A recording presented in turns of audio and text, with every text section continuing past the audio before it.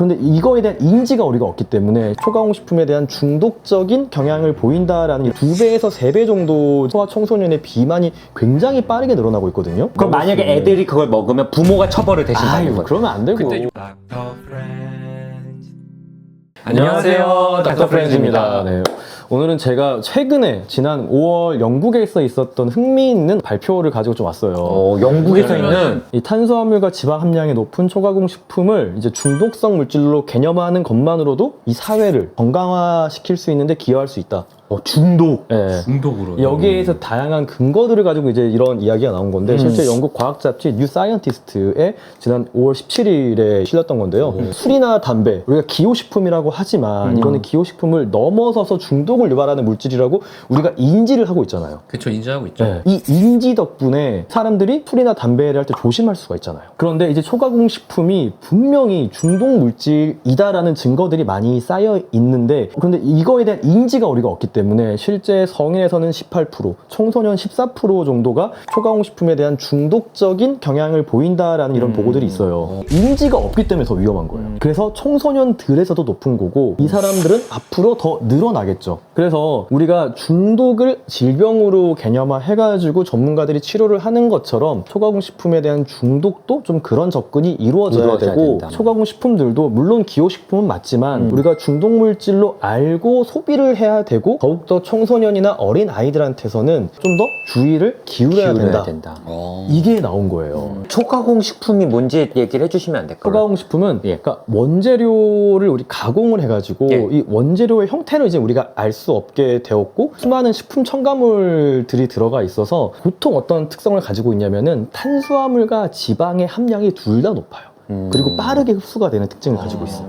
빵, 도넛, 음료, 케이크, 젤리, 초콜릿바는 초콜릿 바도 마찬가지죠. 고속도로 휴게소에서 먹는 간식들은 진짜 안 좋네. 거기는 사실 대부분 다 초가공 소떡소떡, 핫도그, 회오리 감자 뭐. 식품들이죠, 사실. 근데 오징어 괜찮잖아. 그 통감장 괜찮지. 네. 그러니까 최대한 자연식품의 모습을 갖추고 있는 것들을 우리가 좀 소비하려는 노력을 해야 된다. 그 자연의 형태를. 천연식품이나 최소한으로 가공된 식품은 일반적으로 탄수화물과 지방이 둘 다 비슷한 정도로 포함되는 경우는 거의 없어요.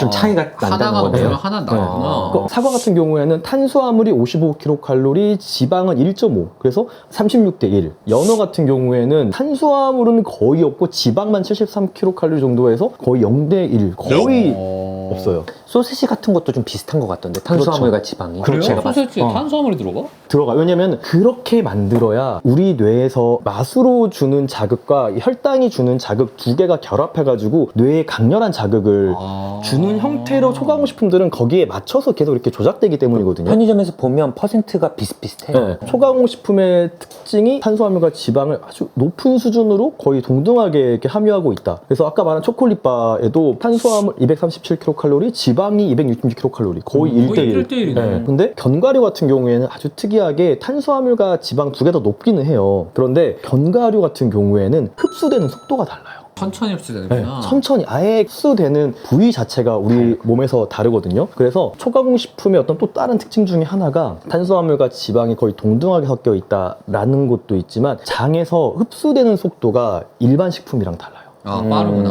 근데 이게 또 재밌는 포인트가 될 수 있는 게 담배 같은 경우에도 흡입하는 게 니코틴에 대한 중독을 굉장히 강하게 하잖아요. 그쵸. 그러니까 빠르게 혈중 농도를 올리는 형태로 인간은 중독이 돼요. 이걸 대체하기 위해서 니코틴 패치 같은 걸로 해가지고 좀 천천히 되게 해서 갈망을 좀 줄이는 방식으로 가잖아요. 그래서 초가공식품이나 이런 거에 중독되는 경우에도 제가 항상 이야기하는 게 그냥 참는 게 아니라 건강한 다르게 먹기를 해야 된다고 이야기하는 게 만족감을 천천히 올릴 수 있는 음식들로 대체해 가면서 중독을 벗어나려는 노력이 필요하다는 거예요. 어떤 대체요법의 근거가 되는 거죠. 실제로 초가공식품 중독 환자는 약물 중독이랑 비슷한 패턴으로 특정 음식을 먹어요. 그리고 그래요? 음식에 집착을 하고 강박적인 형태를 보여요. 어닌 박사라고 있어요. 영국의 식품 중독 솔루션의 어떤 공동 창립자이신데 이분이 의학적, 심리적, 사회적으로 해로운 결과가 분명히 나타남에도 불구하고 이러한 식습관이 지속된다.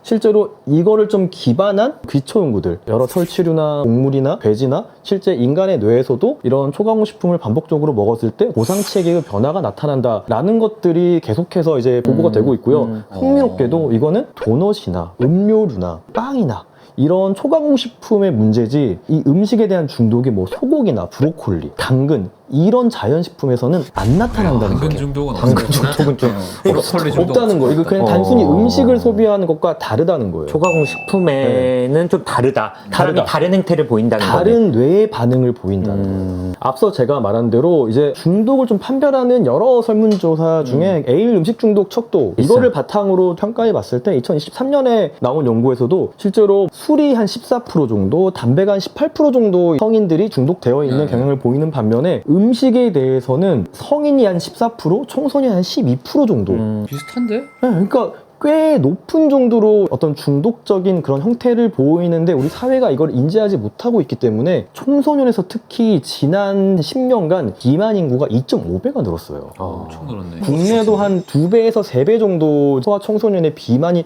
굉장히 빠르게 늘어나고 있거든요. 청소년이나 아이들에게는 중독물질이라는 개념을 알고 우리가 소비하게 해줘야 돼요. 왜냐면 아이들은 굉장히 본능에 충실해요. 그리고 이 전두엽의 기능이 아직 좀 미성숙하기 때문에 통제가 어렵죠. 통제가 잘 안 돼요. 그래서 주면은 당연히 굉장히 좋아요. 이게 혀로 느껴지는 자극이나 좋아하지. 혈당이 올라가는 자극, 뇌에 가는 자극이 너무나 강렬하니까 아이들이 굉장히 좋아하는데 그런 것들은 성인이 조절을 해주지 않으면은 아이들은 본능에 충실하니까 그 자극을 반복해서 추구할 수밖에 없어요. 이제 여기 캠프 한 일주일만 보낼까? 이창용 캠프. 그래서 몸은 건강할지 몰라도 정신이 황폐해질 수 있어. 아니에요. 그렇지 않아요. 그렇지 않아요. 그럴 수 있겠다. 저도 이제 밈 다이어트 하잖아요. 거기에서 이제 비만인 분들이 엄청나게 고민을 하는 게 자신의 의지가 약해가지고 이런 음식들에 대한 갈망을 못 이기는 게 안 먹으면 되는 건데라고 생각을 하니까 사람들이 이거는 어떤 중독의 과정 속에 있었던 거고 여기에서 벗어나기 위해서는 다른 그 중독물질과 마찬가지로 전문가의 도움, 적절한 대체 식품들, 건강한 것들로 바꿔나가는 이런 노력들이 필요해요. 영국에서 초가공식품들이나 이런 것들이 중독물질이다라고 이제 과학 잡지에도 실리고 하는 것들이 우리 사회에 좀 많은 아이들, 청소년들을 우리가 조금 더 건강하게 키우는 데 도움이 될 수 있을 것 같고 그렇죠. 그리고 또 성인들도 담배를 끊는 게 얼마나 어려운지 알잖아요. 알지. 네, 그것과 마찬가지로 비만이신 분들이 자기가 먹던 음료나 초가공식품을 끊는 게 힘들어요. 전문가의 도움도 필요할 수 있고 또 적절한 약제의 도움이 필요할 수도 있는 거예요. 뇌에서 이루어지는 중독의 어떤 과정은 무의식의 영역이기 때문에 이거를 억지로 내가 참는다라고 하면요 스트레스가 거기서도 발생을 해요. 그럼 좀 더 갈망이 생기나? 이 스트레스가 더 발생을 하면은 우리의 뇌는 중독 물질에 대한 보상을 계속해서 올려요. 그리고 스트레스 자체가 되게 수면도 좀 불규칙하게 만들고 또 당에 대한 맞네. 갈망도 올리고 해서 자기도 모르게 또 그거를 먹어버린 다음에 엄청난 죄책감, 후회하고. 죄책감을 느끼면 또 그게 자존감의 상처, 스트레스의 상승 이런 악순환을 고리고 좀 숨게 되고 그러니까 이런 것들이 중독 물질이기 때문에 개체가 보일 수 있는 반응이다라는 걸 알고 이거를 벗어나기 위해서는 조금 더 먼저 알고 이렇게 좀 생각을 해보시면은 단순히 개인의 잘못만은 아닐 수 있다. 사실 비만 유발 환경이라고 우리가 이야기를 해요. 개체한테 스트레스를 주는 상황들이고 이 초가공식품들이 마케팅에서는 마치 어떤 인생의 정답인 것처럼 우리한테 행복을 줄 수 있는 것처럼 광고를 하잖아요. 적어도 담배나 술은 그 해악성에 대해서도 우리가 어느 정도의 정보를 받는 방법도 반면에 만들어져 있고. 예, 초가공식품에 대해서는 그게 없었어요, 사실 지금까지. 그렇기 때문에 사회가 점점 더 비만해지고 많은 사람들이 중독의 굴레 속에 있었던 건데 이번에 좀 이런 선언이 있었다라는 걸 우리가 좀 알고 우리의 삶에 좀 적용을 해보면은 또 우리 식품회사 분들한테 한번 말씀해 주시죠. 그러니까 이게 식품회사 분들한테 하면 안 되고 뭐 헬프님들한테 해야지. 왜 이거 만든 사람한테도 얘기해야지. 이게 무한의 A/B 테스트를 하다 보니까 결국에는 뇌의 보상 중추까지 건드리는 이게 나온 거예요. 생각해보면 도박 같은 것도 이게 어떤 케미컬이 아님에도 불구하고 사회 심리학적으로 중독이 되는 거거든요. 그쵸. 마약에만 사람이 중독되는 게 아니에요. 잘 정비된 어떤 가차 시스템 그리고 극한의 A/B 테스트를 통과한 특정 초가공 식품들 여기 엄청나게 많은 첨가물들이 들어가요. 이런 것들이 뇌에서 작용하는 것들은 생각보다 강력하다. 이거를 우리가 인지를 좀 했으면 좋겠다 싶어서 오늘 좀 컨텐츠를 준비해봤습니다. 말씀 한번 해주세요.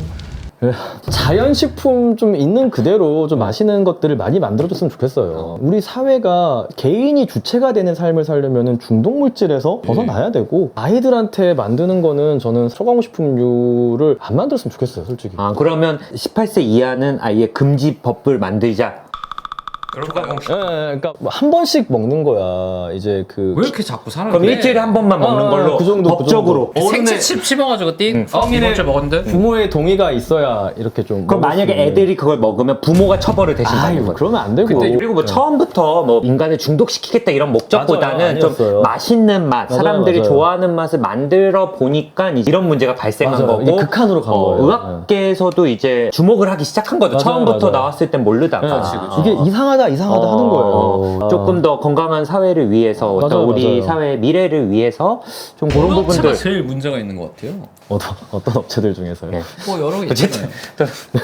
다음 컨텐츠로 또 네, 찾아오겠습니다. 네, 알겠습니다. 감사합니다. 감사합니다.